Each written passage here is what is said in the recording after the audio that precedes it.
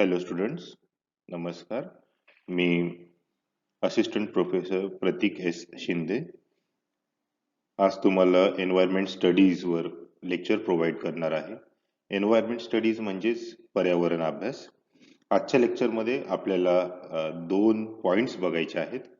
पहिला पॉइंट म्हणजे बायोडायव्हर्सिटी. याच्यामध्ये आपल्याला बायोडायव्हर्सिटी म्हणजे काय, बायोडायव्हर्सिटी नेमकं कशी तयार होते किंवा आपण त्याला कसं तयार करतो हे आपल्याला बघायचे, आणि याच बायोडायव्हर्सिटीला कुठल्या प्रकारचे धोके आहेत ते पण आपल्याला बघायचं आहे. म्हणजेच काय, जवळपास आदिवास नाहीसा होणे म्हणजेच हॅबिटॅट लॉस, वन्यजीवांचे अतिशिकार, पोचिंग ऑफ वाईल्ड लाईफ. म्हणजेच काय होतं की काही काही वेळेस सपोज हरिण आहे किंवा ससे आहेत, एखाद्या ठिकाणी जर हरणांची एक चांगली प्रजाती जर भेटत असेल तर तिथे खूप जास्त त्यांचं शिकार केली जाते.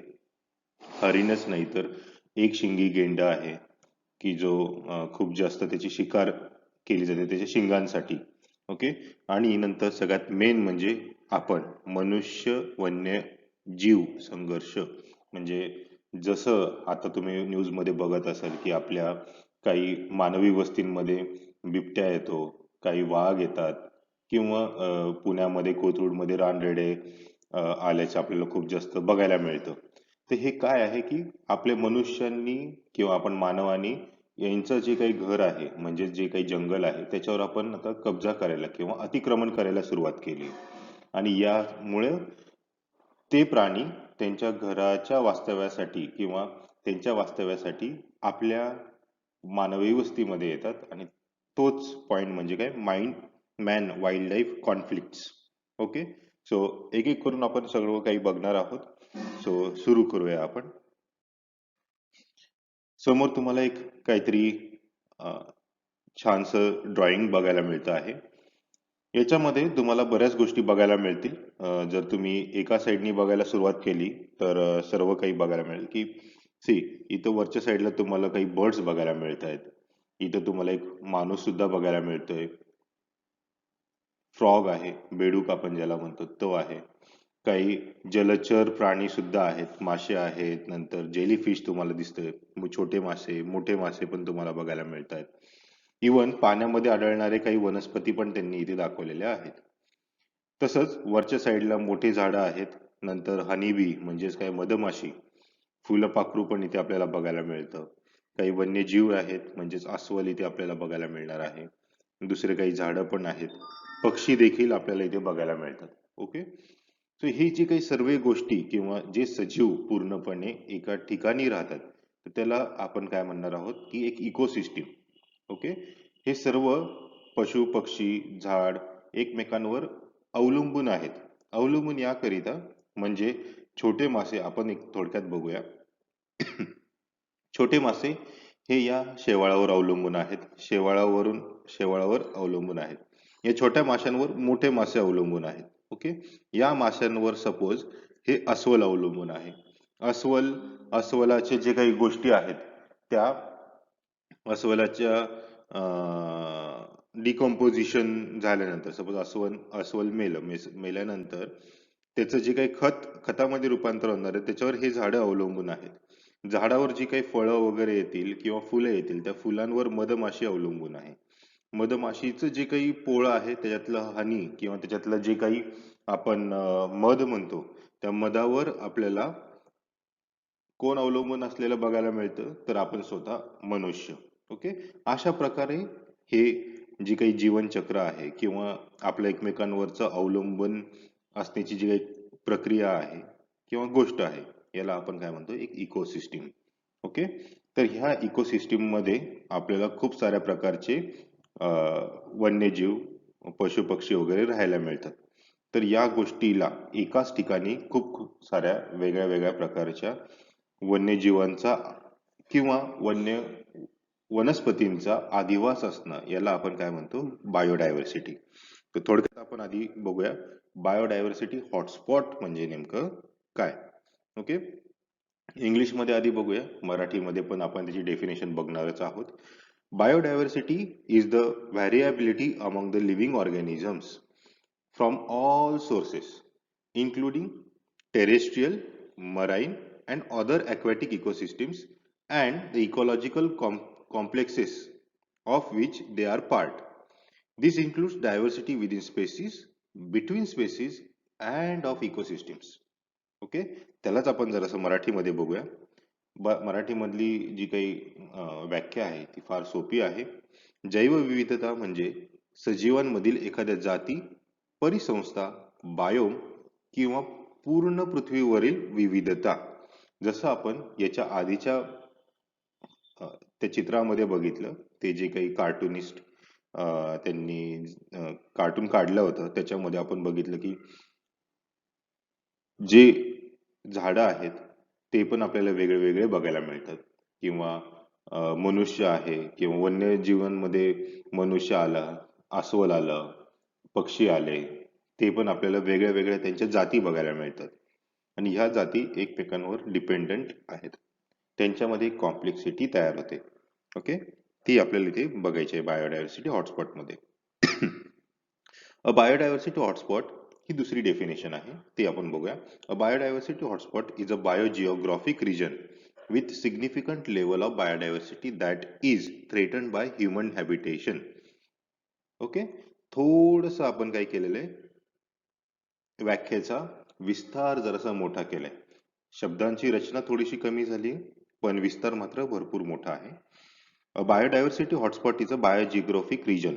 म्हणजेच काय, बायोजिओग्राफिक रिजन म्हणजे काय, एक भूखंड, एखादा भूखंड suppose which with significant level of biodiversity. म्हणजे या भूखंडामध्ये आपल्याला खूप साऱ्या प्रकारचे जीव किंवा सजीव आपल्याला बघायला मिळणार आहेत. आणि या सजीवांचं वास्तव्य कोणामुळं डिस्टर्ब झालेलं आहे, तर माणसांच्या वस्तीमुळं. ओके, सो आपण असं म्हणू शकतो आता मराठीमध्ये की एखादा भूखंडाचा असा भाग की जिथे खूप सारे प्रकारचे सजीव राहतात आणि या सजीवांचं वास्तव्य माणसाच्या कृतीमुळं आपल्याला डिस्टर्ब होताना बघायला मिळतं किंवा त्यांना हानी पोचताना बघायला मिळते. अशा भागाला आपण बायोडायव्हर्सिटी हॉटस्पॉट म्हणून कन्सिडर करतो. ओके, मराठीमध्ये बघूया आपण थोडस. जैवविविधता. ओके, जैवविविधता हॉटस्पॉट हा जैविक भौगोलिक प्रदेश आहे ज्यामध्ये जैवविविधतेच्या महत्वपूर्ण स्तरासह मानवी वस्तीचा धोका आहे. ओके, पूर्ण मराठी, एकदम प्युअर मराठीमध्ये ही आपल्याला डेफिनेशन बघायला मिळते. पुढे बघूया. The actual number of living organisms on this earth is unknown to us. कधी कोणी आतापर्यंत मोजू शकलं नाही की या पृथ्वी तलावर आतापर्यंत किती प्रकारचे जीवजंतू आहेत. ओके, पण आपण एक प्रकारचं एस्टिमेशन लावू शकतो. सपोज आता तुम्हाला एखादं एक्झाम्पल जर द्यायचं म्हटलं तर एखाद्या वर्गामध्ये 60 विद्यार्थी आहेत आणि त्या शाळेमध्ये असे सपोज 10 वर्ग आपल्याला बघायला मिळतात. तर तुम्ही लगेचच अंदाज लावू शकता की प्रत्येक वर्गामध्ये जवळपास 60 विद्यार्थी, म्हणजे त्या शाळेची आपल्याला पटसंख्या ही किती असली पाहिजे, जवळपास 600. ओके, सो तुम्ही काय केलं की आधी एका वर्गाचा अभ्यास केला आणि असे वर्ग किती आहेत ते बघितलं आणि त्याच्यावरून तुम्ही अंदाज लावला की हा 600 विद्यार्थी इथे जवळपास आहेत. अगदी तसंच आपणही केलं की एका एरियामध्ये जवळपास किती प्रकारचे आपल्याला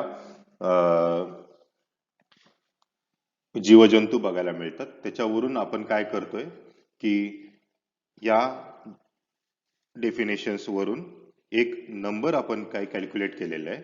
काय केलेलं आहे, so far scientist have described up to 1.7 million species of living organisms. म्हणजे आपण काय केलंय, 1.7 मिलियन स्पेसीज ह्या पृथ्वी तलावर आहेत असा अंदाज काढलेला आहे.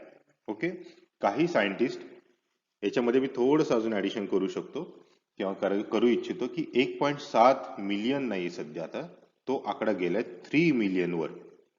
ओके, 3 मिलियन वर. ओके, 3 मिलियन या स्पेसीज आता सध्या या पृथ्वी तलावर आहेत असं आपण भाकीत वर्तवलेलं आहे. आणि यापैकी आपल्याला फक्त 1.3 मिलियन स्पेसीज की म्हणजे त्याच्यापैकी आपल्याला हे जे काही स्पेसीज सापडल्यात याच्यापैकी 1.3 मिलियन स्पेसीज या कशा आहेत, तर प्राणींच्या आहेत. ओके, म्हणजे वाघ आहे, उंदीर आहे, इवन बिबट्या, जेवढे काही ॲनिमल या कॅटेगरीमध्ये येतात, या प्रकारामध्ये येतात ते आहेत. नंतर जवळपास 1 लाख हे आपल्याला फंजाय बघायला मिळतात. ओके, 1 लाख फंजाय. फंजाय म्हणजेच काय? बुरशी. ओके, तुम्ही त्याला मशरूम म्हणता, काही जण गावरान लँग्वेज मध्ये त्याला कुत्र्याची छत्री देखील म्हणतात. ओके, त्या गोष्टी. ओके, ओव्हरऑल बाकीचे 3 लाख स्पेसीज ह्या आपल्याला काय बघायला मिळतात, तर प्लांट्सच्या बघायला मिळतात, म्हणजे वनस्पतींच्या बघायला मिळणार आहेत. ओके, आणि नंतर countless species of bacteria, algae and viruses. Bacteria आणि व्हायरस हे दोन असे घटक आहेत की ज्यांचे अजूनही आपल्याला नवीन नवीन प्रजाती बघायला मिळतात. ओके, इवन अल्गीच्या सुद्धा बघायला मिळतात. अल्गी म्हणजे काय? तर शेवाळ. ओके, अल्गी म्हणजे शेवाळ. नंतर these incredible varieties of forms is what we know as biodiversity. That is all kind of life existing in a certain places. Okay, एका प्लेस मध्ये या आपल्याला सगळ्या सजीवांचा वास्तव्य होताना बघायला मिळतं. आता आपण बघूया importance of biodiversity hotspots. Okay, पहिल्या पॉइंट कडे लक्ष द्या. These These ecological hotspots supports more than 15,000 endemic plant species. Some of these have lost up to 95% of their natural habitat. Okay, हा जो काही 15,000 चा आकडा आहे हा आपल्याला कुठून आला, काय आला ते आपल्याला बघायचंच आहे. नंतर एंडेमिक प्लांट म्हणजे नेमकं काय तेही आपल्याला बघायचंय. ओके, नंतर इथे लक्ष द्या थोडस. या 95% जो आकडा त्यांनी दिलेला आहे ते हे खरं आहे. ओके, नॅचरल हॅबिटॅट मधून जवळपास 95% हे सजीव लुप्त झालेले आहेत. फाईन. यामध्ये म्हणजे तुम्हाला समजा जर एक्झाम्पल द्यायचंच म्हटलं तर सायबेरियन टूथ टायगर किंवा मॅमोथ असेल किंवा डोडो पक्षी जो होता, या हे प्राणी आपल्याला त्यांचे अवशेष सापडतात. किंवा सायबेरियन टूथ टायगरला तर आपण स्वतः बघितलं होतं. डोडो तो पक्षी पण आपण बघितला होता. तर त्याच्यामध्ये त्यांना आपल्याला जगवता आलं नाही, त्यांचं कन्झर्वेशन करता आलं नाही आणि त्यांची प्रजाती पूर्णपणे लुप्त होऊन गेली आहे की नाही. तर आता त्यांचं आपल्याला कन्झर्वेशन करायचं आहे. तर हे जे लोक म्हणतात बरेच की झाडे लावा, झाडे जगवा, नेमकं काय, का बरं सांगतात आणि त्याचं एवढं महत्व का बरं आहे? आपण त्याला फक्त एक कॅज्युअल म्हणून किंवा एकदम नॉर्मल पद्धतीने घेतो. ऍक्च्युअली त्याच्या मागचं सत्य आपल्याला कळत नाही. तर की जो काही सिरियसनेस आहे तो मी पुढे काही स्लाइड्स मध्ये तुम्हाला काही आकडे प्रोव्हाइड करेल. त्या आकड्यांमध्ये तुम्हाला समजूनच जाईल की नेमकं हो, so this is the seriousness of our planet now days. Okay, तर बघूया आपण पुढच्या स्लाइड्स मध्ये. तोपर्यंत इथे नेक्स्ट लाईनला बघा. Loss of species at this rate would mean reduce air for us to breathe. In addition to this, food to consume or even water to drink and utilize. Okay, जर झाडं राहिलेच नाही तर झाडांपासून जो काही आपल्याला ऑक्सिजन मिळतो तर तो ऑक्सिजन आपल्याला मिळणारच नाहीये. ओके, आता एक गोष्ट आहे की तुम्ही आतापर्यंत बऱ्याच विद्यार्थ्यांना तुमच्यापैकी माहिती आहे, पण काही विद्यार्थ्यांना माहिती नाही. डायटम्स नावाची काही याचे अल्गीचे प्रकार आहेत, शेवाळाचे प्रकार आहेत, डायटम्स. ओके, डायटम्स म्हणजे नेमकं काय असतं की तुम्ही जी चेहऱ्याला मुलतानी माती लावता की नाही, या मुलतानी मातीमध्ये नेमकं काय आहे ते जर तुम्ही मायक्रोस्कोप खाली बघितलं तर तुम्हाला कळेल की ती एक प्रकारचं शेवाळ आहे. ओके, मुलतान नावाच्या प्रदेशामधून त्याचं आपल्याला एक्सकॅव्हेशन केलेलं बघायला मिळतं. ओके, तर ह्या डायटम्स मध्ये हे खूप जास्त बारीक सँड सारखे, पण त्याला पण म्हणजे वाळूच्या दाण्या एवढे छोटे छोटे, आणि त्याच्यामध्ये पण त्यांना खूप जास्त प्रकारचे छिद्र असतात. तर हे जे काही त्यांचं स्ट्रक्चर आहे, त्यांचं जे काही आकार आहे किंवा त्यांचं जे काही नेचर आहे ते आपल्या स्किन मधलं डर्ट रिमूव्ह करण्यासाठी आपल्याला खूप जास्त फायदेशीर असतात. Suppose this is our skin, आणि याच्यामध्ये ते डायटम्स असे जाऊन पूर्णपणे ती सगळी जी काही डर्ट आहे ती पूर्णपणे क्लीन करायचा प्रयत्न करतात. ओके, आता हे जे काही डायटम्स आहेत त्या डायटम्स आता सध्या पृथ्वीवर वन चार तुम्ही जे काय आतापर्यंत 4 श्वास घेतले, सपोज त्या 4 श्वास पैकी 3 श्वास म्हणजेच ते 3 जे काही ऑक्सिजनचे जे पार्ट्स आहेत किंवा ऑक्सिजनचे ते जे 3 भाग आहेत तुमच्या श्वासाच्या 3 भागा 4 भागापैकी 3 भाग हे हे डायटम्स तयार करतात. ओके, तर याच्यामध्ये एवढं स्पेशल काय आहे किंवा त्याचा आपलं सिरियसनेस घ्यावा का घ्यावा लागते, तर global warming. Okay, global warming म्हणजेच काय, तुम्हाला सगळ्यांना माहिती की आता पृथ्वीचं टेम्परेचर थोडंसं थोडंसं करून वाढते. ओके, आता हे जी काही शेवाळ आहे हे टेम्परेचर साठी खूप जास्त सेन्सिटिव्ह आहे. Fine. तुम्हाला माहिती आहे की माणूस हा असा प्राणी आहे की तो 0 डिग्री सेल्सिअस जरी वातावरण असलं तरी राहू शकतो, 50 डिग्री सेल्सिअस असलं तरी त्याच्यामध्ये राहू शकतो. पण काही सजीव इतके नाजूक असतात की ते थोडस 1 डिग्री जरी कमी जास्त झालं तरी त्यांचं पूर्णपणे प्रजाती संपुष्टात येऊ शकते. त्यापैकी हे डायटम्स आहेत. ओके, आता समुद्राचं पाण्याचं टेम्परेचर थोडंसं वाढलं की तरी पण लगेचच लाखो करोडोच्या संख्येने हे डायटम्स मरून जातात. आता हे जर मेले तर तुमचं 4 पैकी 3 जो काही श्वास तुम्ही घेत आहात ते लगेचच बंद होतील. ओके, सो ग्लोबल वॉर्मिंग एवढं जास्त सिरियस आहे. ओके, थर्ड पॉइंट कडे लक्ष द्या. Humanity would cease to exist. Okay, आपल्या अस्तित्वावरच धोका निर्माण होऊ शकतो. Okay, these ecological hotspots are most critical to human survival and sadly these are the one most threatened. Okay, आपल्या ह्युमन सर्वायवल साठी म्हणजे आपल्या अस्तित्वासाठी सगळ्यात जास्त महत्वाचे हे बायोडायव्हर्सिटी हॉटस्पॉट आहेत आणि त्यांनाच आपण काय करतो आहोत, त्यांचं विलुप्तीकरण किंवा त्यांच्यावर आपण अतिक्रमण करत आहोत, त्यातले झाडं तोडत आहोत. Okay, biodiversity hotspots are among the richest and most important ecosystem on the planet. They are the home to numerous vulnerable species whose survival is directly dependent on our actions. जसं मी तुम्हाला डायटमचं इथे उदाहरण दिलं ते इथे आहे. ओके, आपण तिथे जाऊन त्यांना काही इजा पोहोचवतोय का, नाही, पण आपण इथे ग्लोबल वॉर्मिंग साठी कारणीभूत आहोत स्वतः, आहे का नाही, आणि त्याचा इनडायरेक्टली परिणाम या सजीवांवर होतो किंवा होताना पाहतो आपण किंवा दिसतो आपल्याला. Okay, what's concerning is the fact that biological hotspots support 60% of all plants, mammals, reptiles, birds, amphibians species on the planet. 60% हे आपल्या सजीवांपैकी म्हणजे सजीव जर 100% आपण कन्सिडर केले तर 60% सजीव हे आपल्याला या बायोडायव्हर्सिटी हॉटस्पॉट मध्ये असलेले बघायला मिळतात. ओके, समजले? आता बघूया आपण biodiversity hotspot on our planet. जवळपास किती बायोडायव्हर्सिटी हॉटस्पॉट आपल्या प्लॅनेट्सवर असतील, तर आतापर्यंत आपण 36 बायोडायव्हर्सिटी हॉटस्पॉट्स कन्सिडर केलेले आहेत. ओके, हा आकडा वाढू पण शकतो. ओके, आकडा वाढणं ही काही चांगली गोष्ट नाही. का बरं ते मी तुम्हाला सांगतो. Okay, on our planet and these areas are dazzling, unique and full of life.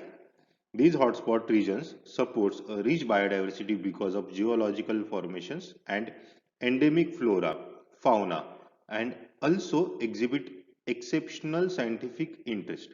Okay, flora म्हणजे झाडे वनस्पती वगैरे, फाउना म्हणजे काय, ॲनिमल्स असतील म्हणजे प्राणी जेवढे काही आहेत ते, जे काही असे सजीव की जे एका जागेवरून दुसऱ्या जागेवर स्थलांतरित होऊ शकतात. Okay, it is important ecosystem in the world and habitat of endemic species. Okay, आता आपण एक बघूया गोष्ट की सगळ्यांच्या मनामध्ये आतापर्यंत आलाच असेल प्रश्न की हे हॉटस्पॉट तयार केले तरी जातात कसे. ओके, मेयर्स नावाचा एक सायंटिस्ट होता, त्यांनी त्याच्या 2000 सालच्या म्हणजे जसं 2021 चालू आहे तसं 2000 सालच्या त्याच्या रिसर्च पेपरमध्ये आपल्याला एक गोष्ट सांगितली किंवा एक फॉर्म्युला सांगितले की त्याच्यानुसार आपण काय करतोय, हे हॉटस्पॉट्स बायोडायव्हर्सिटी हॉटस्पॉट्स कन्सिडर करतोय. ओके, त्याच्यामध्ये काय केलेलं असतं की सपोज एक जमिनीचा तुकडा आहे, या जमिनीच्या तुकड्यामध्ये आपल्याला जवळपास 1500 प्रकारचे स्पेसीज किंवा प्लांट्स बघायला मिळतात. म्हणजे काय, सपोज एखाद्या शेतकऱ्याची जमीन आहे आणि त्याच्यामध्ये त्यांनी जर 1500 आंब्याची झाडं लावली तर ते होणार आहे का शक्य? नाही. तर ह्या जमिनीच्या तुकड्यामध्ये आपल्याला 1500 स्पेसीज म्हणजे आंबा हे, चिक्कू दुसऱ्या प्रकारची स्पेसीज झाली, फणस तिसऱ्या प्रकारचं स्पेसीज झाली, नंतर नारळ चौथ्या स्पेसीज, अशी 1500 प्रकारची झाडं तिथं आपल्याला बघायला मिळाली असतील. किंवा तिथं जी काही असणाऱ्या झाडापैकी किंवा त्या पूर्णपणे जी काही त्या झाडांची जी काही संख्या आहे त्याच्यापैकी 0.5% त्याची डायव्हर्सिटी असेल कमीत कमी. आणि या जमिनीच्या तुकड्याचं जवळपास 70% डिस्ट्रक्शन किंवा त्याला इजा झालेली असेल तरच आपण त्याला बायोडायव्हर्सिटी हॉटस्पॉट म्हणून कन्सिडर करतो. कळालंय? म्हणजेच काय, आतापर्यंत एवढे जे काही 36 बायोडायव्हर्सिटी हॉटस्पॉट होते त्यांचं काय झालेलं आहे, आतापर्यंत 70% त्यांच्यावर अतिक्रमण केलं गेलेलं आहे किंवा 70% त्यांना इजा पोचलेली आहे. आता त्यांच्यातला फक्त किती भाग उरलेला आहे? फक्त 30% भाग उरलेला आहे. ओके, आता आपल्याला आकडा तर 70% खूप जास्त मोठा दिसतोय. ठीक आहे, आता आपण बघूया नेमके हॉटस्पॉट्स नेमके कुठले कुठले आहेत. ओके, हे आहे पृथ्वीचं मॅप, पूर्णपणे आपला प्लॅनेटचं पूर्णपणे मॅप आहे. याच्यामध्ये तुम्हाला जो काही डार्क ग्रीन कलरचा जो काही एरिया आहे तो हॉटस्पॉट एरिया म्हणून कन्सिडर केला जाऊ शकतो आणि त्या हॉटस्पॉटचं आउटर लिमिट. सो सपोज तुम्ही आता ह्या साईडचा हा हॉटस्पॉट बघा, इथे जिथे मी चौकोन केलेला आहे तिथे. ओके, जो काही डार्क कलरचा हॉटस्पॉट एरिया आहे तो आता त्याचा 30% एरिया आहे, समजतंय? आणि जो लाईट ग्रीन कलरचा आहे तो त्याचा 70% एरिया आहे.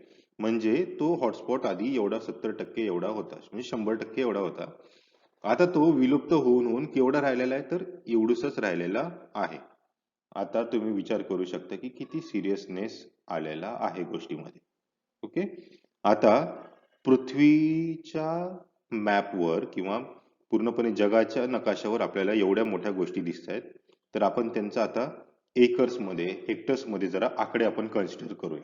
ओके, आधी त्याच्या आधी 5 हे जे काही 36 बायोडायव्हर्सिटी हॉटस्पॉट आहेत ते भूखंडांमध्ये डिवाइड झालेले आहेत. पहिला भूखंड म्हणजे कुठला, तर नॉर्थ अँड सेंट्रल अमेरिका, नंतर आहे साऊथ अमेरिका, नंतर Asia Pacific, central Asia, Europe आणि आफ्रिका.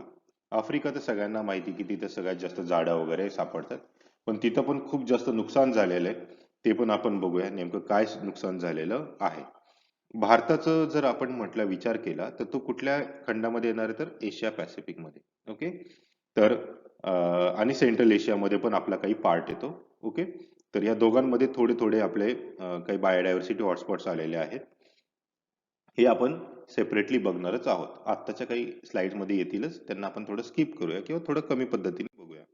ओके, सो पहिला जो काही आपण बघितला होता नॉर्थ आणि सेंट्रल अमेरिका, त्याच्यामध्ये 5 बायोडायव्हर्सिटी हॉटस्पॉट बघायला मिळतात आपल्याला. कॅलिफोर्निया आहे, मॅडेरियन आहे, नंतर कॅरेबियन आइसलँड्स आहेत, नंतर मेसो अमेरिका आहे, नॉर्थ अमेरिका आहे. ओके, सो कॅरेबियन आइसलँड तुम्ही मूवीज मध्ये वगैरे याच्याबद्दल खूप जास्त बघितलेलं असणार आहे. ओके, साऊथ अमेरिका, ब्राझील तर सगळ्यांना माहिती आहे. चिलियन विंटर रेनफॉल म्हणजेच काय, व्हॅल्डिव्हियन फॉरेस्ट म्हणून त्याला कन्सिडर केलं जातं किंवा ते खूप जास्त फेमस आहे. नंतर आहे टुंबेज चोको मॅगडॅलेना, नंतर ट्रॉपिकल अँडीज पर्वत आपल्याला माहिती आहेत.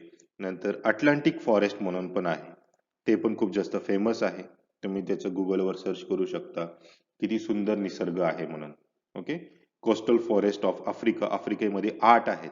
ओके, नंतर एशिया पॅसिफिक मध्ये सगळ्यात जास्त 16 आपल्याला बघायला मिळतात. ओके, आणि नंतर सगळ्यात शेवटी युरोप आणि सेंट्रल एशियामध्ये आपल्याला 2 हॉटस्पॉट्स बघायला मिळणार आहेत. फाईन, जरी आपल्याला आतापर्यंत कन्सिडर आपण करत होतो की आफ्रिकामध्ये खूप जास्त झाडं आहेत वगैरे वगैरे, किंवा खूप तिथे ऍक्च्युअल मध्ये झाडं आहेतच, पण हे एशिया पॅसिफिक मध्ये जर तुम्ही कन्सिडर केलं तर इथे कुठले कुठले देश येतात, कुठले कुठले देश येणार आहेत, तर श्रीलंका आहे, इंडिया आहे, नंतर जापान आहे, इवन ऑस्ट्रेलिया पण आपण याच्यामध्येच कन्सिडर केलेलं आहे. ओके, चायना सगळ्यात मेन. तर या सगळ्यांमध्ये मेन दोन देश आहेत, एक आहे चायना, दुसरा आहे इंडिया. का बरं? आपले स्वतःचे देश आहेत म्हणून कन्सिडर केलं का? किंवा चायना आपलं, आपण चायनाबद्दल खूप जास्त डिस्कशन करत असतो, निगेटिव्ह डिस्कशन, तर ते त्याच्यामुळे आपण चायनाला इथं धरले का? नाही.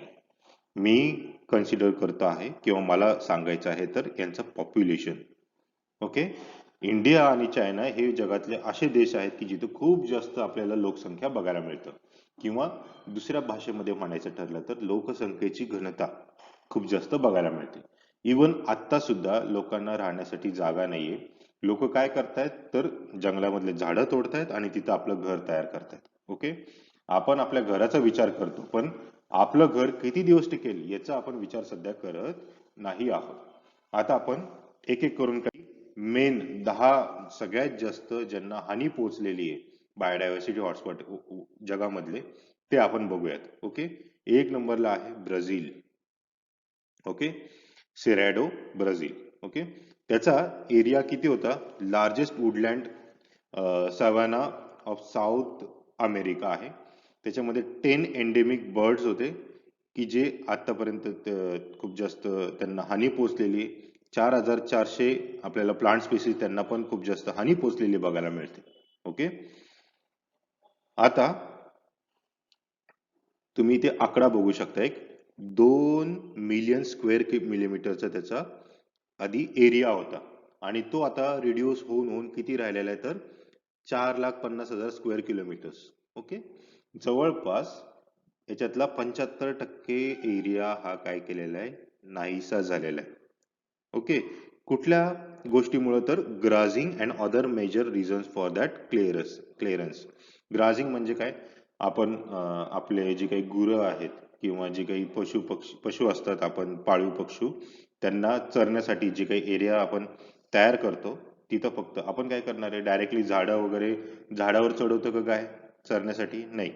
तर त्यांना गवत आपल्याला पाहिजे असतं. तर गवत तर आपल्याला मैदानी प्रदेशात मिळतं. तर मैदानी प्रदेश कसा तयार होईल? तर पूर्णपणे झाडं वगैरे काढून टाकले तर मैदान तयार होईल, आणि मगच तिथं गवत उगताना बघायला मिळते. ओके, नंतर आहे हिमालयन. हिमालयाचा पण आधी किती एरिया होता आपण आधी बघूया. ओके, आणि नंतर मग त्याचं आपल्याला किती कमी झालेलं बघायला मिळेल. आता सध्या त्याचा एरिया आहे 1,85,427 स्क्वेअर किलोमीटरचा, आणि त्याचा आधीचा एरिया आपण पुढच्या स्लाइड मध्ये बघूया. ओके, मी तुम्हाला आधी सांगितले की इंडिया किंवा भारतातले जे काही 4 बायोडायव्हर्सिटी हॉटस्पॉट आहेत त्यांना आपण वेगळं कन्सिडर करणार आहोत. ओके, असं आहे. नंतर आहे Polynesia. Okay, southern Pacific ocean मधला. येस, ओशन म्हणजे काय? महासागर. ओके, किंवा समुद्र आपण म्हणू शकतो थोडक्यात. तर या समुद्रामध्ये पण बायोडायव्हर्सिटी हॉटस्पॉट्स आपल्याला बघायला मिळतात. नंतर अटलांटिक फॉरेस्ट पण आहे, इंडो बर्मा रिजन्स पण आहेत. यांच्यामध्ये पण आपल्याला खूप जास्त डिस्ट्रॉयनेस किंवा त्याच्यामध्ये खूप जास्त पॉप्युलेशन डेन्सिटी खूप कमी झालेली बघायला मिळते. ओके, नेचरची, माणसांची नाही. माणसांची तर पॉप्युलेशन डेन्सिटी खूप जास्त वाढतीच आहे, पण झाडांची मात्र कमी होत आहे, किंवा प्राण्यांची खूप जास्त कमी होत आहे. बाकीचे जे सजीव, मनुष्य सोडून जेवढे सजीव आहेत त्यांना खूप जास्त हानी पोचते आहे. ओके, तुम्ही एवढं सगळं नंतर वाचू शकता. मी तुम्हाला याच्या नोट्स पण प्रोव्हाइड करणार आहे.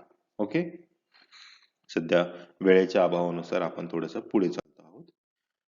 Philippines, Pacific oceans.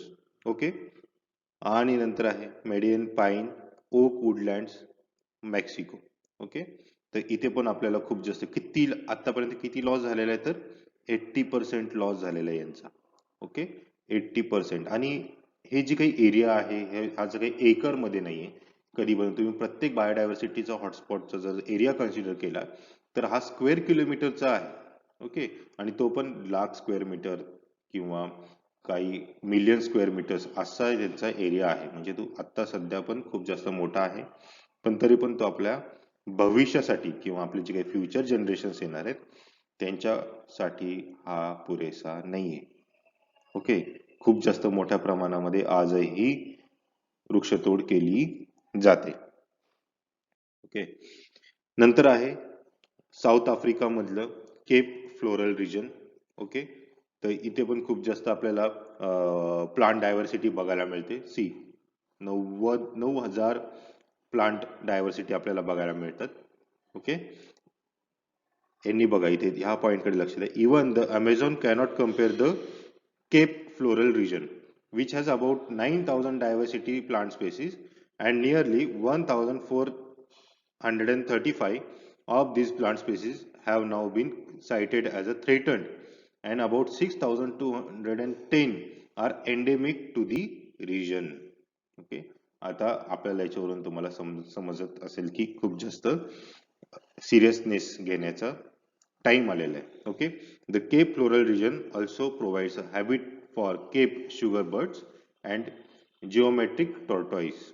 Okay, geometric tortoise खूप जास्त फेमस प्रजाती आहे कासवाची, तुम्ही गुगलवर सर्च करू शकता. ओके, मेझो अमेरिकामध्ये पण खूप जास्त एरिया आहे. त्याच्यापैकी बरेच तुम्ही नावं याच्या आधी ऐकलेले आहेत.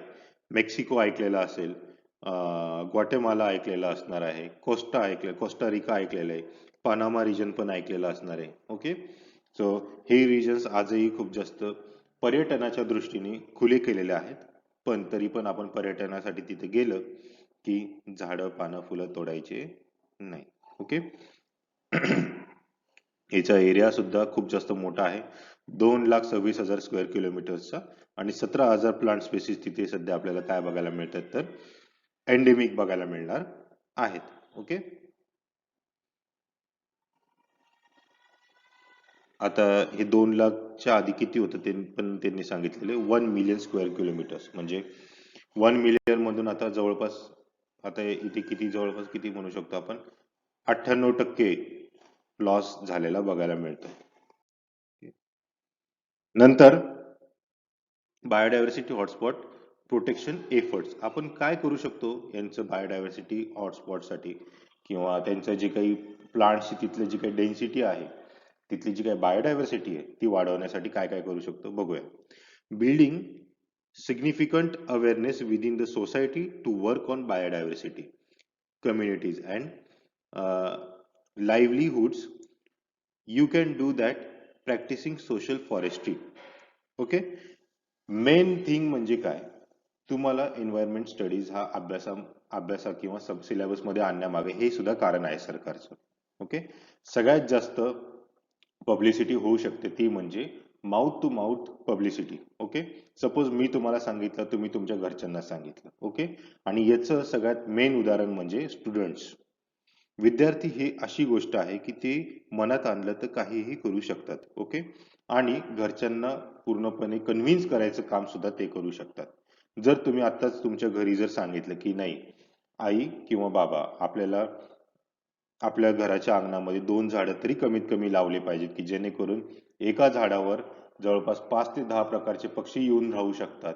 किंवा जर आपण थोडंसं मायक्रोस्कोपिकली बघितलं तर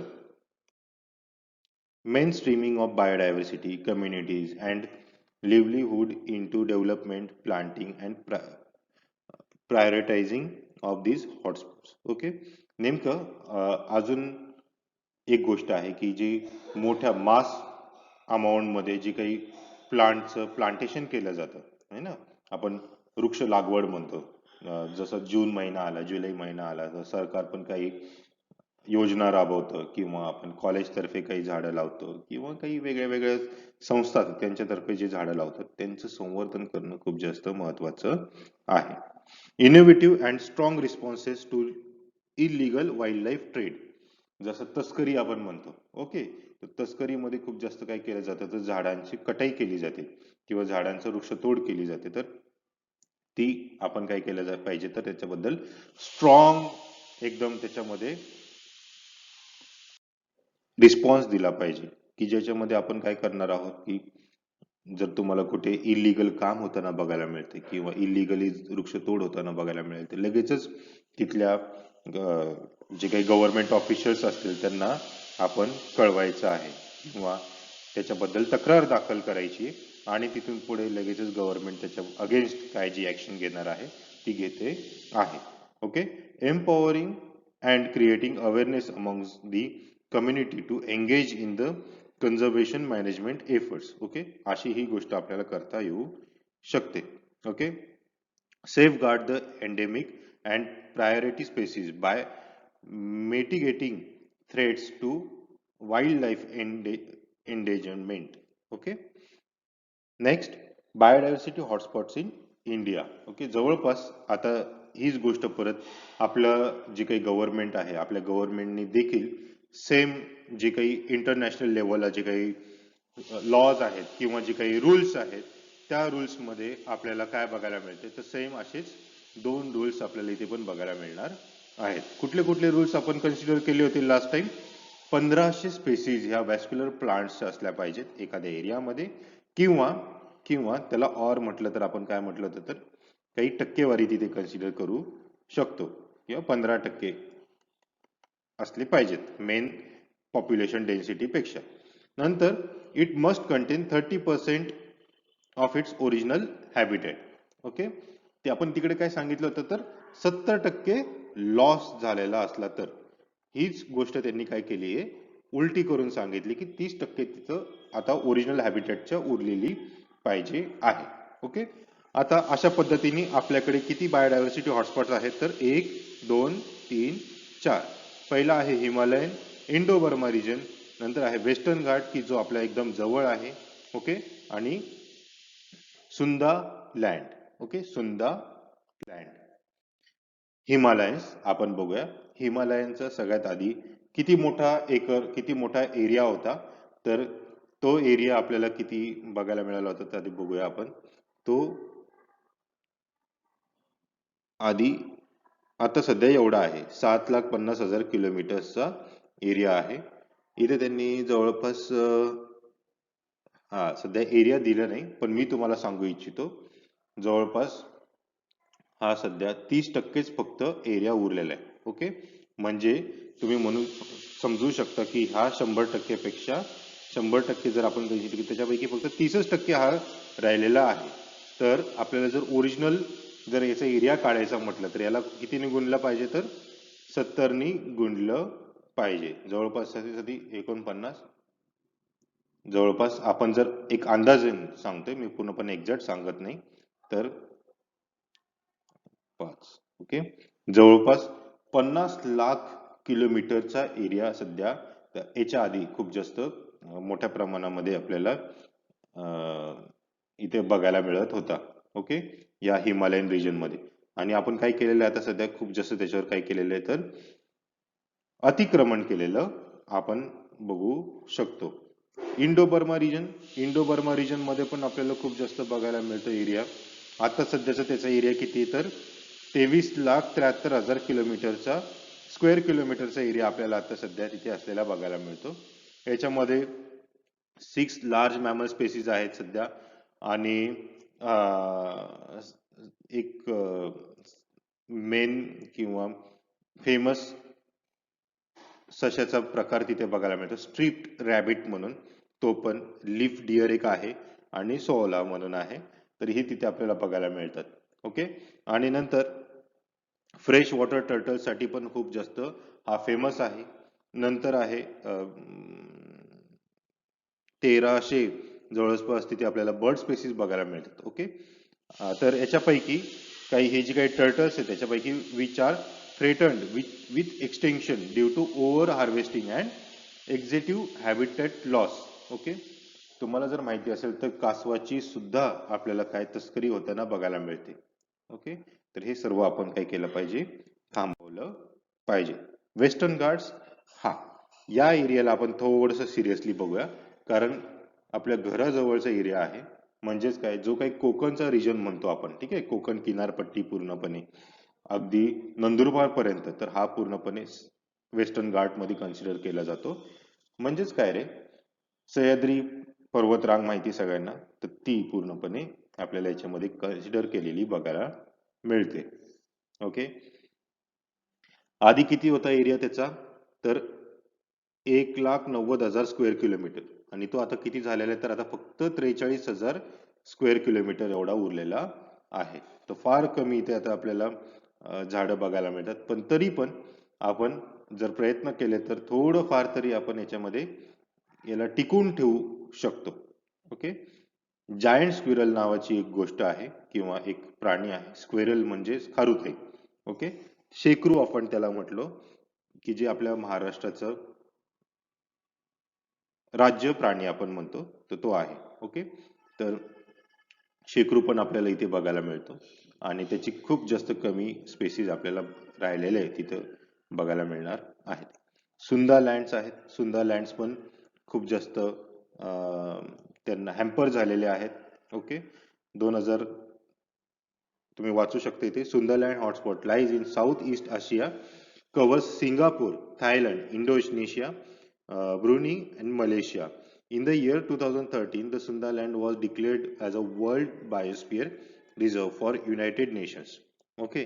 तर 2013च्या पूर्वी तिथं खूप जास्त काय बघायला मिळत होतं आपल्याला, बायोडायव्हर्सिटी बघायला मिळत होती. आणि आता मात्र आपल्याला काय बघायला मिळणार आहे तर जास्त पर्यटन स्थळ उघडल्यामुळं तिथं खूप जास्त वृक्षतोड झाली आणि आपल्याला आता त्यांना बायोडायव्हर्सिटी हॉटस्पॉट म्हणून कन्सिडर केलं जावं लागतंय. ओके. जर तुमच्यापैकी कोणाला इच्छा असेल तर तुम्ही तोरणमाळसाठी पण तुम्ही करू शकता. तोरणमाळ मध्ये जाऊन तुम्ही थोडस sir what is the IUCN red list. त्याच्या आधी आपण बघूया की IUCN नेमकं म्हणजे काय. ओके. IUCN म्हणजे काय, International Union for Conservation of Nature. Okay. ही एक संस्था आहे आणि त्यांनी एक लिस्ट जारी करत असते दरवर्षी किंवा काही ठराविक टाइम इंटरवल नुसार. तर त्याच्यामध्ये त्यांनी सांगतात की ते कुठल्या वनस्पती किंवा कुठले प्राणी हे एंडेंजर्ड झालेत किंवा पूर्णपणे विलुप्त झालेत, तर ते पूर्णपणे याचा सर्वे करत असतात हा टाइम टू टाइम. ओके. तर त्यांनी जवळपास 77,300 स्पेसीज त्यांनी काय केलेले तर रेड लिस्ट मध्ये टाकलेल्या आहेत. त्याच्यासाठी त्यांनी काही वेगळे वेगळे कोड्स यूज केलेले असतात. जर त्या स्पेसीसच्या समोर जर EX लिहिलं असेल तर त्याचा अर्थ काय, एक्सटिंक्ट झालंय, म्हणजेच त्याचा एक सुद्धा इंडिव्हिज्युअल आता या जगामध्ये शिल्लक राहिलेला नाही. Extinct in a wild, EW म्हणजेच काय, known only to survive in a captivity or neutralised population outside the historic range. म्हणजे वाईल्ड मध्ये नाही पण आपण आपल्या आता ह्युमन्सच्या देखरेखीखाली त्याला ठेवलेलं आहे. जंगलामध्ये त्याचं वास्तव्य आता पूर्णपणे निघून गेले आणि आपण त्याला आता आपल्या आधिपत्याखाली घेऊन त्याचं आर्टिफिशियल एन्व्हायरमेंट मध्ये कल्चर करतो आहोत. तिसरं आहे CR म्हणजेच काय, critically endangered, extremely high risk of extinction in the wild. Okay. Endangered आहे, वनरेबल आहे, नियर टू थ्रेटन्ड आहे, लिस्ट कन्सर्न आहे, डेटा डिफिशियंट. ओके. हे इम्पॉर्टंट आहे. Not enough data to access its risk of extinction. Okay. या सर्वात जास्त यांना धोका असू शकतो या प्लांट्स बद्दल. का बरं, कारण या प्लांट्सची आपल्याला माहिती तर नाही, मग कदाचित ते एक्सटिंक्शन पण होऊ शकतात. ओके. सर असे झाडं आपल्याला खूप जास्त किंवा अशा वनस्पती किंवा असे सजीव, ओके, प्राणी सुद्धा याच्यामध्ये येतात. ओके. तर अशा वनस्पती आपल्याला खूप जास्त सापडायच्या आहेत की जेणेकरून आपल्याला पटकन त्यांच्या अगेन्स्ट ऍक्शन घेता येऊ शकेल. ओके. त्याची माहिती जर आपल्याला कळाली तर पटकन आपण त्यांना सांगू शकतो की हो हे एक्सटेन्शन होऊ शकतंय किंवा नाही होऊ शकत किंवा क्रिटिकली एंडेंजर्ड आहे, वनरेबल आहे किंवा नियर थ्रेटन्ड आहे. ओके. नॉट इव्हॅल्युएटेड म्हणजे आतापर्यंत ह्या वनस्पतीचा कुठेही रेकॉर्ड नाहीये आणि त्याचं पूर्णपणे नवीन रेकॉर्ड आपल्याला तयार करावे लागणार आहेत. ओके. अशा पद्धतीने आहे.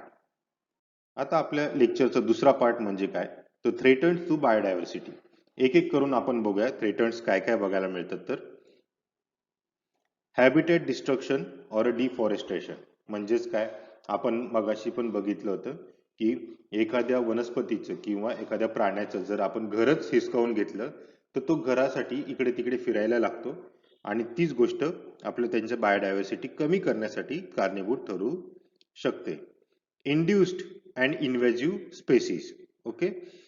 जर तुम्ही आतापर्यंत बघितलं असेल आपल्या शेतामध्ये बिलाईत असतं किंवा काँग्रेस गवत असतं किंवा त्याला आपण गाजर गवत म्हणतो.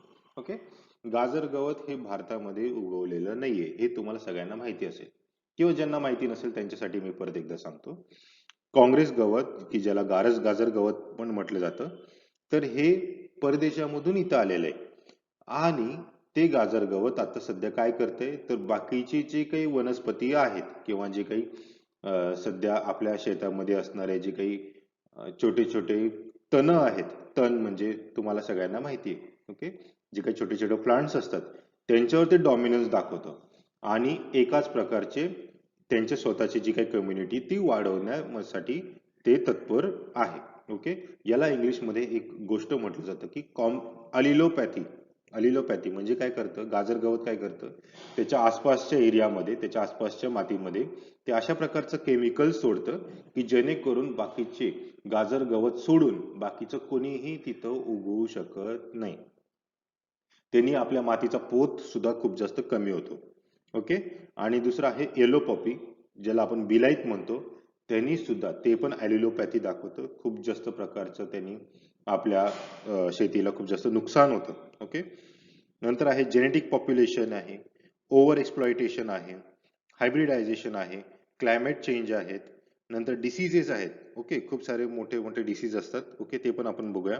आणि ह्युमन ओव्हर पॉप्युलेशन, सगळ्यात मेन इम्पॉर्टंट टॉपिक आहे हा, ह्युमन ओव्हर पॉप्युलेशन. तर याच्यावर पण आपल्याला खूप जास्त लक्ष द्यायचं आहे. एक एक करून आपण बघूया पटकन. हॅबिटेट डिस्ट्रक्शन मध्ये काय होणार आहे, पूर्णपणे जसं मी सांगितलं की habitat destruction and deforestation has plays a key role in extinction. Okay, habitat size and number of species are simultaneously or systematically related. Okay, habitat size, habitat म्हणजेच काय, असा एरिया की जिथं तो सजीव राहतो. ओके, सपोज आपण धुळे ऍज अ हॅबिटेट आपण कन्सिडर करू शकतो. आणि या धुळ्यामध्ये सपोज ए नावाची स्पेसिस किंवा जे काही ए नावाचा प्राणी तिथे राहतं, तर आपण काय करू शकतो, जर या धुळ्यामध्ये जर ए चं प्रमाण खूप जास्त कमी झालं, ओके, खूप जास्त कमी झालं, तर काय होणार आहे, ए चं प्रमाण जर खूप जास्त कमी असेल तर बाहेरचे जे काही बी नावाचे जे काही स्पेसीज आहेत की ज्यांना बाहेरचा एरिया कमी पडतो, तर तो काय करणार आहे, ते इथे अटॅक करतील. ओके, ते इथे अटॅक करतील आपल्या धुळ्यामध्ये आणि ए नावाचे जे काही सजीव आहेत त्यांना पूर्णपणे नामशेष करायला सुरुवात करतील. ओके, ते इथून ह्या ए ला बाहेर काढतील. ओके, ए ला बाहेर काढतील. तर अशा पद्धतीने काय होणार आहे, डिस्ट्रक्शन होणार आहे, त्यांच्या हॅबिटेटचं डिस्ट्रक्शन होणार आहे. तर इथं ए प्रकारचे म्हणजेच काय, आपल्या इथं धुळ्यामध्ये जे आधी वन्यजीव राहत होते ते. आणि बी प्रकार म्हणजे कोण झाला, तर आपण सध्या स्वतः ह्युमन्स. ओके, नंतर खूप जास्त प्रकारे आपण याला पुढे जास्त डिस्कस करूया. कॅटल रेअरिंग आहे, कमर्शियल फिशिंग आहे. ओके, त्याच्यामुळं पण आपल्याला हॅबिटेट डिस्ट्रक्शन झालेलं बघायला मिळतं. ओके, मायनिंग आहे.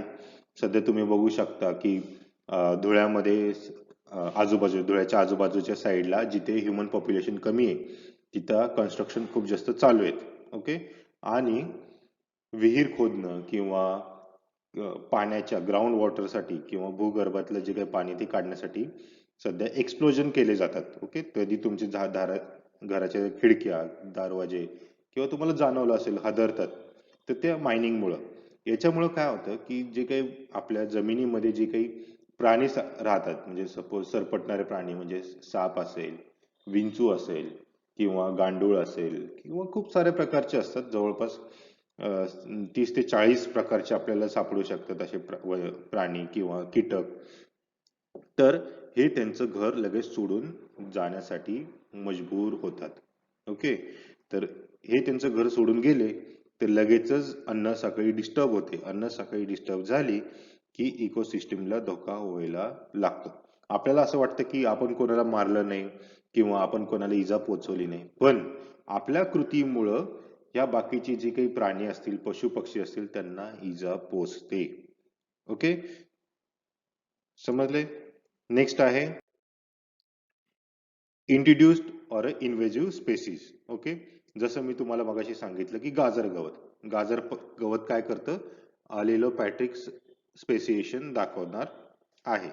तेच जे तुम्हाला मी सांगितलं मगाशी त्याच गोष्टी इथे आपल्याला त्यांनी सांगितलेल्या आहे. ओके. नंतर आहे genetic pollution. Okay. Endemic species can be threatened through the process of genetic population. Genetic population occurs the uncontrolled hybridisation.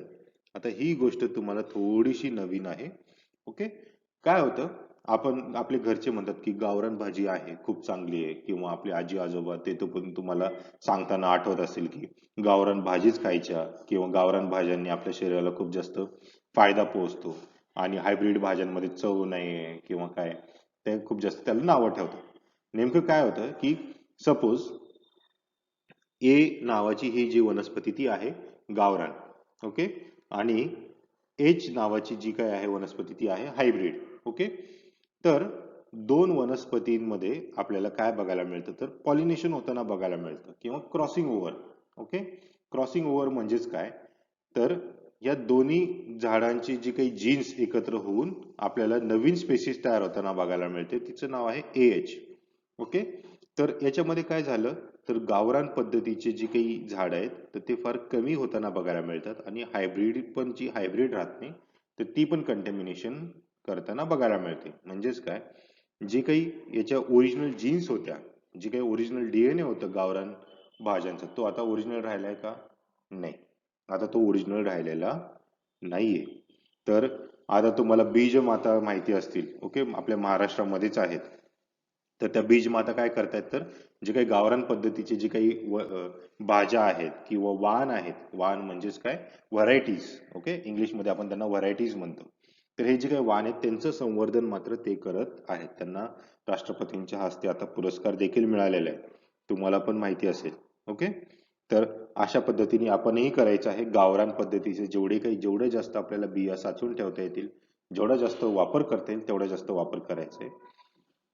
मग याचा असा अर्थ आहे का की आपण गावरानच यूज करायचं, हायब्रिड यूज करायचं का, यूज करायचं नाही? तर असं नाही. हायब्रिडचा वापर करायचा. तुम्हाला अशा काही हायब्रिड वनस्पती आहेत की ज्या खूप जास्त न्यूट्रिटिव्ह आहेत. ओके. म्हणजे सध्याचं गाजर, सध्याचा मुळा, सध्याचे कंस, गहू. ओके. खूप जास्त चांगले आहेत, खूप जास्त त्याच्यामध्ये चांगल्या गोष्टी आल्या आहेत, पण त्यांचे जे काही वाईल्ड व्हरायटीज आहेत त्यांचं पण जतन करणं आपल्याला तेवढं जास्त गरजेचं आहे. ओके. नंतर ओव्हर एक्सप्लॉयटेशन. ओव्हर एक्सप्लॉयटेशन मध्ये काय काय येतं, काय काय येणार आहे, तर ओव्हर हंटिंग येणार आहे, खूप जास्त शिकार. नंतर excessive logging, poor soil conservation in agriculture, illegal wild life trade, म्हणजेच काय, तस्करी. ओके. या गोष्टी ओव्हर एक्सप्लॉयटेशनच्या अंडर येतात. तर या गोष्टी आपल्याला खूप जास्त कमी करायच्या आहेत. ओके. 25% ऑफ वाईल्ड फिशरी हा काय होतंय त्याच्यामुळं, जे काही समुद्रातलं जे काही बायोमास आहे ते कमी होताना बघायला मिळतं. शार्क माशाचं जे काही फिन मधलं जे काही ऑइल असतं त्याच्यासाठी पण त्याची तस्करी केली जाते, त्याच्यामुळं खूप जास्त त्यांना नुकसान होतंय. Okay. Climate change. Climate change तर सर्वांना माहितीच आहे. ओके. तर त्याच्यामुळं आपलं ग्लोबल वॉर्मिंग होतंय. ओके. तर त्यांनी या पॉइंटकडे लक्ष द्या थोडंसं. In 2004 an international collaborative study of four contents estimated that 10% of species would become extinct by 2050 due to global warming. Okay. यामध्ये 10% स्पेसीज अशा आहेत की त्या ग्लोबल वॉर्मिंगमुळं एक्सटिंक्ट होणार आहेत. सो 10% म्हणजे खूप जास्त मोठा झाला. तुम्ही काल मगाशी बघितलं की 3 मिलियन स्पेसीज आपण काय केलंय, एस्टिमेट केलंय. 3 मिलियनच्या 10% म्हटलं तर जवळपास लाखामध्ये तो आकडा येतो, आणि तेवढे लाख सजीव या पृथ्वी तलावरून कायमचे विलुप्त होणार आहेत. सो याच्यासाठी आपल्याला खूप जास्त कठोर पावलं उचलावे लागणार आहेत. ओके. नंतर आहे डिसीजेस. सो डिसीजेस ही अशी गोष्ट आहे की जे आता सध्या तुम्ही खूप जास्त चांगल्या ऑब्झर्व केलेली आहे. ओके. Viral epidemics. काय झालं होतं, कोरोना. वाईल्ड लाईफ मधले जे काही डिसीजेस आहेत किंवा ते जे काही प्राणी आहेत ते तर आपल्याला सांगू शकत नाही ना की आमच्याकडे हा डिसीज आलाय, तो डिसीज आलाय. ह्युमन्स मध्ये खूप जास्त प्रगती त्यांनी दाखवली म्हणून आपल्याला कळालं, तरी पण खूप जास्त नुकसान झालं. लाखोच्या संख्येने आपली ह्युमन्स आता सध्या याच्यामध्ये हॅम्पर झालेले आहेत, किंवा वारले आहेत, किंवा मेले गेलेले आहेत. ओके. ह्या वाईल्ड लाईफ मध्ये अशा प्रकारचे खूप जास्त व्हायरल डिसिजेस येतात आणि हे व्हायरल डिसिजेस काय होतात, व्हायरल डिसीजमुळं खूप मोठ्या प्रमाणामध्ये मास एक्सटिंक्शन होतं आणि मास एक्सटिंक्शन झालं की काय होणार आहे हे आपल्याला सगळ्यांना माहिती. आतापर्यंत 3 मास एक्सटिंक्शन झालेले आहेत या पृथ्वी तलावर आणि या मास एक्सटिंक्शन मध्ये एक सगळ्यांना माहिती आहे, मेटेओराइट आपल्या पृथ्वीवर आदळल्यामुळं झालेलं नुकसान. काय झालं त्याच्यामध्ये, तर डायनासोर विलुप्त झाले है ना. त्याचप्रमाणे मोठे मोठे मास एक्सटिंक्शन येतात. तर एकदा काही थेरीज असंही सांगतात की व्हायरसेसचं पण मास एक्सटिंक्शन आलं. Okay. Human over population, world population आता सध्या जुलै 2015च्या आकड्यानुसार आहे किती, 7.3 बिलियन. ओके. 1950 मध्ये किती होतं, 2.5 बिलियन. आणि आता 21st सेंचुरीच्या एंड पर्यंत ते 9 बिलियन होईल. म्हणजेच काय, पॉप्युलेशन वाढतच जाणार आहे. हे जे काही एक्स्ट्रा 2 ते 3 बिलियन लोक इथं वाढणार आहेत, त्यांना राहण्यासाठी घरं लागणार आहेत. तर सो जे राहण्यासाठी घरं लागणार आहेत, तर आपण ते झाडं तोडून न करता, तर ओरिजिनली जे काही आधीचं घर आहे त्याच्यावरच अजून दुसरं घर बांधून तुम्ही नेचर साठी हेल्प करू शकता. किंवा वेगळे वेगळे अजून पर्याय आहेत. सध्या भारत सरकार खूप चांगल्या पद्धतीने याच्यामध्ये रूल्स अँड रेग्युलेशन्स आणते. जर तुमचं जर 10% 100% सपोज जर कन्स्ट्रक्शनचा एरिया असेल, तर त्याच्यामध्ये तुम्हाला कंपल्सरी 30 ते 40% हे तुम्हाला मोठे बिग ट्रीज लावणं कंपल्सरी आहे. नंतर आपण अजून म्हणू शकतो की रेन वॉटर हार्वेस्टिंग सारख्या गोष्टी आहेत, की पावसाचं पाणी जमिनीमध्ये मुरवायच्या गोष्टी, त्या पण इथे कंपल्सरी केलेल्या आहेत. ओके. सो ओव्हर पॉप्युलेशन तर होणारच आहे. तर त्याच्यासाठी आपण थोडेसे पावलं आत्ताच जर उचलायला लागलं, तर आपल्या जे काही फ्युचर जनरेशन्स आहेत त्या अजूनही काही काळ टिकू शकतील या पृथ्वी तलावर. ओके. सो कोणाला जर काही शंका असेल तर तो प्लीज मला सांगा. आणि ह्या जी काही नोट्स आहेत त्या मी तुम्हाला देईलच. ओके. थँक्यू.